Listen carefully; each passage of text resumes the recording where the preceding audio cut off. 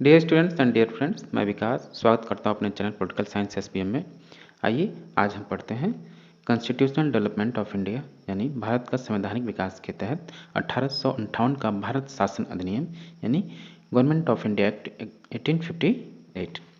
ये आपका constitutional development का यानी भारतीय संवैधानिक सुधारों में सबसे महत्वपूर्ण पड़ाव या एक आपका महत्वपूर्ण भारत शासन अधिनियम है, क्योंकि 1857 के विद्रोह के बाद कंपनी ने अपनी जटिल परिस्थितियों में प्रशासन की सीमाओं को स्पष्ट कर दिया था। इसके पश्चात कंपनी से प्रशासन का दायित्व वापस लेने तथा ताज यानी क्राउन यानी ब्रिटिश हुकूमत या ब्रिटिश सरकार द्वारा भारत का प्रशासन प्रत्यक्ष रूप से संभालने की मांग और तेज हो गई। इसलिए यह अधिनियम पारित किया गया और इस अधिनियम के द्वारा भारत का शासन ब्रिटेन की संसद को दे दिया गया और अब भारत का शासन ब्रिटेन की साम्राज्ञी यानी क्वीन या मुकुट या सम्राट कहें या ब्रिटेन की संसद कहें की ओर से भारत राज्य सचिव यानी secretary of state for India को सौंप दिया गया।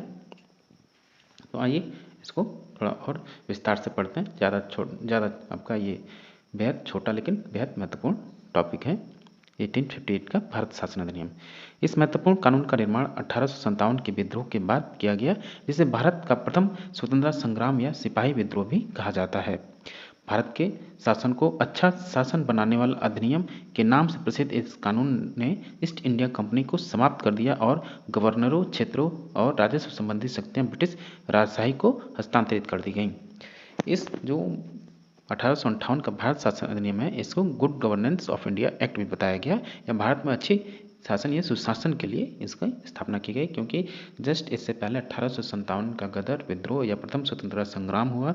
उसी के मद्देनज़र ब्रिटिश हुकूमत या ब्रिटिश सरकार ने कंपनी के शासन को समाप्त करके उससे शासन छीन के स्वयं अपने बागडोर में अपने देखरेख में शामिल किया। लेकिन एक और कुछ फैक्ट हैं इसके तहत। जब 1858 का ये अधिनियम पारित हुआ तो इससे पहले आपके 4 चार्टर अधिनियम पारित हो गए थे, जो 1792, 1813, 1833 और 1853 के तहत ये 4 चार्टर अधिनियम पारित हो गए थे। अब इसके बाद आपके 4 अधिनियम भी हैं। तो ये जो इससे पहले थे 4 चार्टर अधिनियम वो ईस्ट इंडिया कंपनी के द्वारा पारित हुए, लेकिन जब 1858 के बाद आएगा तो इसको हम बोलते हैं ताज का शासन, यानी जो ब्रिटिश हुकूमत ब्रिटिश साम्राज्ञी या ब्रिटेन की संसद का शासन था। इसी वजह से बोलते हैं 1858 से लेकर 1947 तक का इस भारत पर ताज का शासन था, यानी ब्रिटिश संसद का शासन था। कंपनी का शासन तो 1773 से लेकर 1857 तक था। अब जो उस टाइम जब ये 1858 का भारत शासन अधिनियम पारित किया गया तो उस टाइम सम्राज्ञी थी आपकी ब्रिटेन की एलिजाबेथ क्वीन। उस टाइम क्वीन का शासन था और आपके प्रधानमंत्री थे जो ब्रिटिश पीएम थे। कौन थे? पाम्स्टन थे। और आपके ये जो प्रस्तुत किया गया था आपका अधिनियम लॉर्ड स्टैनली के द्वारा, लॉर्ड स्टैनली ने इसको प्रस्तुत किया संसद में, जो क्या थे तत्कालीन इनको भारत मंत्री या सचिव के पद पर नियुक्त किया गया। ये थोड़ा कुछ फैक्ट था। और जो ये गवर्नमेंट ऑफ इंडिया एक्ट 1858 है, इसको 1 नवंबर 1858 को इलाहाबाद में शाही दरबार लगा इलाहाबाद में, कैनिंग के द्वारा इसको पढ़ा गया। लॉर्ड कैनिंग के द्वारा कहाँ पढ़ा गया? तो शाही दरबार इलाहाबाद में आयोजित हुई, वहीं पे इसके कैनिंग के द्वारा पढ़ा गया और इसको भारतीय मैग्ना कार्टा बोला गया। इसको भारतीय मैग्ना कार्टा बोला गया क्योंकि यहीं से अब भारत में संविधान की या शासन की शुरुआत बेहतर तरीके से होती है। संसदीय शासन प्रणाली की थोड़ी सी न्यू या झलक दिखाई देनी शुरू हुई, इसलिए भारतीय संविधान का मैग्ना कार्टा 1858 के अधिनियम को कहा जाता है। तो इसमें क्या प्रावधान थे? आइए इसके 1858 के प्रावधान को देखते हैं, क्या विशेषताएं इसमें थी। तो सबसे पहले इसके तहत भारत का शासन सीधे महारानी विक्टोरिया के अधीन चला गया, जो इससे पहले आपका ईस्ट इंडिया कंपनी के अंतर्गत जो प्रशासन था, शासन था, वो ईस्ट इंडिया कंपनी करती थी। लेकिन 1857 के विद्रोह के पश्चात 1858 के एक्ट के माध्यम से जो भारत का शासन था सीधे महारानी, जो ब्रिटेन की महारानी थी विक्टोरिया, उनके अधीन चला गया। गवर्नर जनरल का पद नाम बदलकर भारत का वायसरॉय कर दिया गया। वह वायसरॉय यानी गवर्नर जनरल भारत में ब्रिटिश ताज का प्रत्यक्ष प्रतिनिधि बन गया। लॉर्ड कैनिंग भारत के प्रथम वायसरॉय थे। इनका पूरा नाम था governor general and viceroy of India. पद में थोड़ा संशोधन हुआ। अब जो गवर्नर जनरल थे अब वो वायसरॉय यानी governor general and viceroy of India के नाम से जाने जाते थे। वैसे इसको वायसरॉय बोलते थे। और इसलिए पहले जो आपके वायसरॉय हुए कौन हुए? Lord Canning. और अंतिम गवर्नर जनरल कौन हुए? लॉर्ड कैनिंग ही थे। और प्रथम governor general and viceroy of India Lord Canning हुए 1858 के माध्यम से। इसी अधिनियम के तहत जो आपकी नियंत्रण बोर्ड यानी बोर्ड ऑफ कंट्रोलर्स थी और निदेशक कोर्ट यानी कोर्ट ऑफ डायरेक्टर्स को समाप्त कर भारत में शासन की द्वैत शासन प्रणाली को समाप्त कर दिया गया। यानी सबसे महत्वपूर्ण बात कि इसमें भारत की जो द्वैत शासन प्रणाली थी इसको समाप्त कर दिया गया। और साथ ही जो बोर्ड ऑफ कंट्रोलर्स और बोर्ड कोर्ट ऑफ डायरेक्टर्स थे इसको भी समाप्त कर दिया गया, क्योंकि कंपनी के माध्यम से एक कंपनी का शासन अलग से था और यहाँ के अपने कोर्ट ऑफ डायरेक्टर्स बोर्ड का भी शासन होता था, द्वैत शासन होती थी। इस वजह से इसको द्वैत शासन को समाप्त कर दिया गया।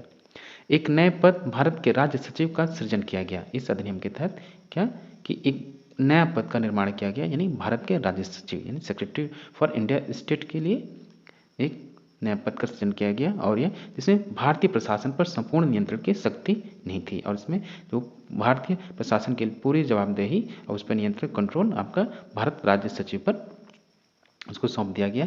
यह सचिव ब्रिटिश कैबिनेट का सदस्य होता था और ब्रिटिश संसद के प्रति उत्तरदायी होता था। और ये जो आपका भारत राज्य सचिव की नियुक्ति हुई ये आपका भारत ब्रिटेन के कैबिनेट यानी ब्रिटेन सरकार के कैबिनेट स्तर का मंत्री होता था और वह अंततः यानी ब्रिटिश संसद के प्रति उत्तरदायी होता था। और विशेषता क्या है इसकी कि भारत सचिव की सहायता के लिए 15 सदस्यीय परिषद का निर्माण किया गया, गठन किया गया। 15 सदस्यीय परिषद का गठन किया गया जो एक सलाहकार समिति थी। परिषद का अध्यक्ष भारत सचिव को बनाया गया। यानी इसके तहत एक भारत सचिव जो इंग्लैंड में बैठा रहता था, जो इंग्लैंड के कैबिनेट स्तर का मंत्री होता था, उसके सलाह के लिए उसकी परिषद के लिए 15 सदस्यीय परिषद का निर्माण किया गया और जो इसको सलाह देती थी और परिषद का अध्यक्ष के रूप में इसकी नियुक्ति या उस परिषद का अध्यक्ष भारत सचिव को बनाया गया।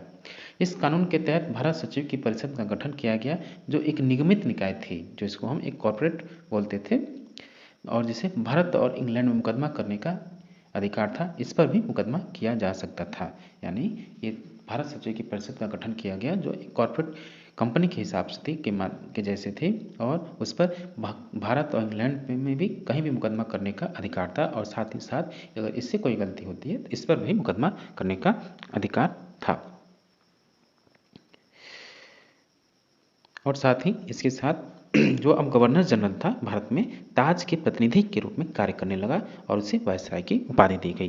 क्योंकि भारत सचिव के तो इंग्लैंड में बैठा रहता था और इंग्लैंड का एक कैबिनेट मंत्री हुआ करता था और ये अपने 15 सदस्यीय जो परिषद है वहाँ से कार्य करता था। लेकिन उसका जो प्रत्यक्ष प्रतिनिधि यहाँ होता था, जो गवर्नर जनरल बाद में वायसराय हो गया इसी अधिनियम के तहत। यानी जो इसका प्रतिनिधि भारत सचिव का भारत में जो प्रतिनिधि था कौन था?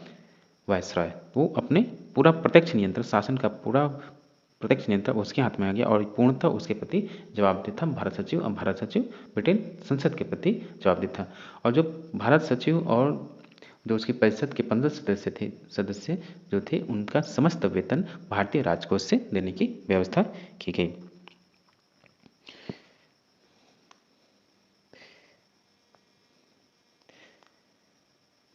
फिर 1858 के कानून का प्रमुख उद्देश्य क्या था? प्रशासनिक मशीनरी में सुधार, जिसके माध्यम से इंग्लैंड में भारतीय सरकार का अधीक्षण और उसका नियंत्रण हो सकता था।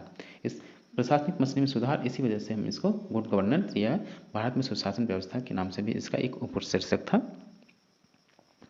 ठीक। और उसका नियंत्रण हो सकता था। इसने भारत में प्रचलित शासन प्रणाली में से कोई विशेष परिवर्तन नहीं किया। जो अब तक जो व्यवस्थाएं चली आ रही थीं, इससे कोई ज़्यादा विशेष भारतीय शासन प्रणाली में कोई विशेष महत्व या विशेष प्रभाव नहीं पड़ा, क्योंकि अभी तो केवल ईस्ट इंडिया कंपनी के केवल प्रत्यक्ष कागजी तौर पर समाप्त किया गया था, लेकिन उसके जो भी रवैया था या जो कार्यकारण का सिद्धांत या जो भी उनकी नीतियाँ थी अभी भी वैसे चली आ रही थी। तो ये था खासकर से एक बात ये हुआ कि संविधान निर्माण में, संविधान या विधि निर्माण में एक थोड़ी सी प्रक्रिया का विकास हुआ, थोड़ी सी governor general and viceroy of India की थोड़ी सी अधिकार तो मिला, लेकिन उसका थोड़ा जवाबदेही भी सुनिश्चित हुआ। तो डियर स्टूडेंट्स, ये था गवर्नमेंट ऑफ इंडिया एक्ट, जो आपके कॉन्स्टिट्यूशन डेवलपमेंट का एक बेहद महत्वपूर्ण टॉपिक था। हमने इसको आज पढ़ा। अब नेक्स्ट वीडियो में हम इससे आगे का 1861 का भारत परिषद अधिनियम पढ़ेंगे। इसको वीडियो को पूरा देखिए और समझने का प्रयास कीजिए। बेहद आसान है, ज़्यादा मेहनत करने की जरूरत नहीं है। आप इसको एक बार पढ़ेंगे तो समझ में आ जाएगा। मिलते हैं आपसे नेक्स्ट वीडियो में, and thank you for watching.